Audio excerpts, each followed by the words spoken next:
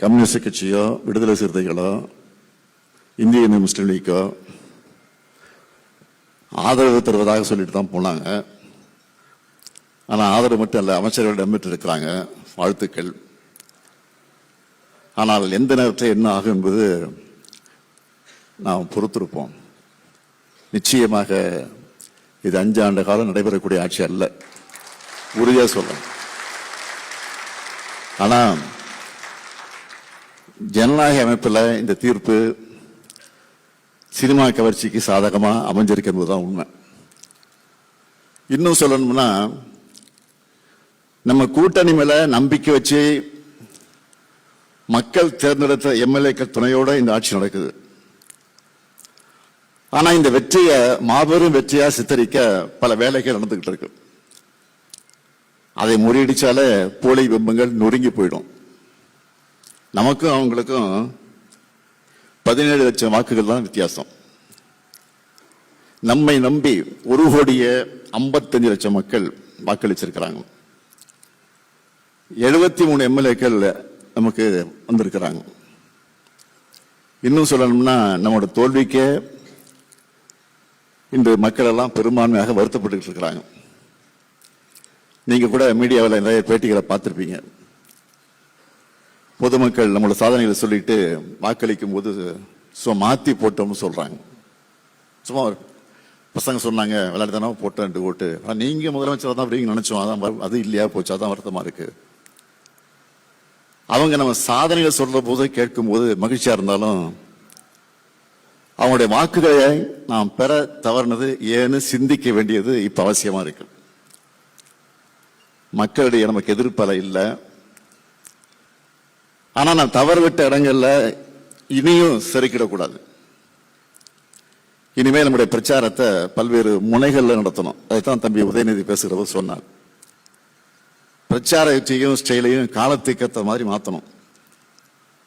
அறிவார்ந்த உரையாடல்கள் எந்த அளவுக்கு அவசியமோ அதே அளவுக்கு அதை நோக்கி இன்றைய இளைஞர்களை ஈர்க்க வேண்டியதும் அவசியம். அதுக்கு சோசியல் மீடியாவை சமூக வலைத்தளங்களை நாம சரியா பயன்படுத்திக்கணும். நம்ம கிட்ட வரலாறு இருக்கு, கொள்கை இருக்கு, சாதனை இருக்கு, எதிர்காலத்துக்கு தேவையான தொலைநோக்கு பார்வை இருக்கு. இது எல்லாத்தையும் இளைஞர்களுக்கு எடுத்து சொல்லணும், அவங்களுக்கு புரிகிற மாதிரி சொல்லணும்.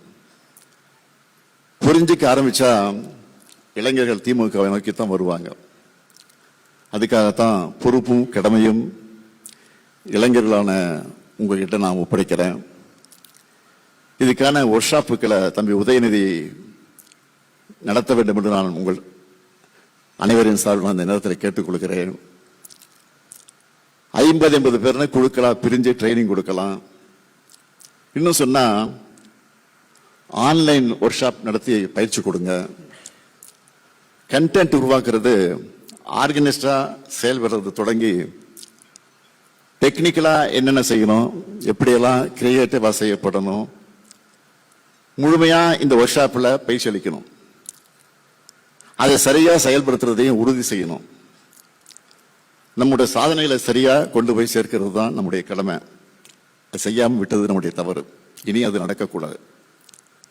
சோசியல் மீடியாவில் மட்டும் இல்ல, குடும்பங்கள், உறவினர்கள், நண்பர்கள் தொடர்ந்து அரசியல் பேசுங்க.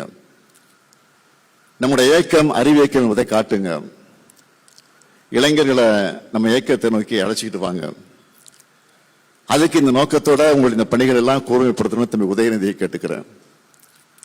இளைஞர் அணியினரான நீங்க தான் இனி இந்த இயக்கத்தோட எதிர்காலம். உங்களை நம்பித்தான் இந்த இயக்கம் இருக்கு, தமிழ்நாடும் இருக்கு. உங்களுடைய உழைப்புக்கு நிச்சயம் உரிய அங்கீகாரம் கிடைக்கும். இங்க எத்தனை இளைஞர்கள் இருக்கீங்க, உங்க நண்பர்களோட உரையாடுங்க. அவங்கள கிண்டல் பண்ற மாதிரியோ புண்படுத்துகிற மாதிரியோ பேசாம பொறுமையா அவங்களுக்கு புரிகிற மாதிரி நம்ம தரப்பு நியாயத்தை எடுத்து சொல்லுங்க. நம்ம ஆட்சி இருந்தப்போ இருந்ததை விட இப்பதான் நிறைய இளைஞர்கள் தீவிரமா திமுகவை ஆதரிக்க தொடங்கி இருக்கிறாங்க. இப்படி ஒரு இயக்கம் தோத்துடுச்சு, இந்த இயக்கத்துக்காக நாம தான் உழைக்கணும்னு நினைக்கிறாங்க. சோசியல் மீடியாவில் நாங்கள் உழைக்க தயாராக இருக்கிறோம், எங்களை பயன்படுத்திக்கணும் சொல்லி என்னை மென்ஷன் பண்ணி நிறைய பேர் பதிவுகளை போட்டுட்டு வராங்க. அடுத்த 50 ஆண்டுகள் இந்த இயக்கத்தை இயக்க போறது உங்களை போன்ற இளைஞர்கள் தான். இனி உங்கள் காலம்தான்.